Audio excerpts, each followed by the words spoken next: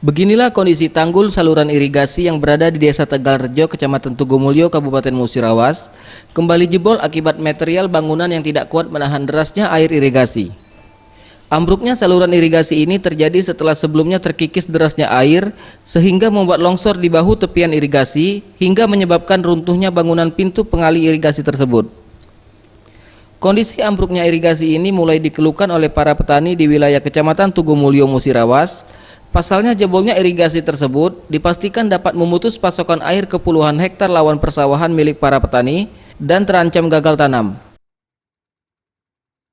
Karena putus itu Pak, jembatan dam itu Pak, untuk kedepannya nggak bisa nyawa lagi para petani. Sekitar 25 meter itu sudah putus. Sekitar 15 hektar ya Pak, keseluruhan. Harapannya ya semua pemerintah agar bisa dibenahi itu.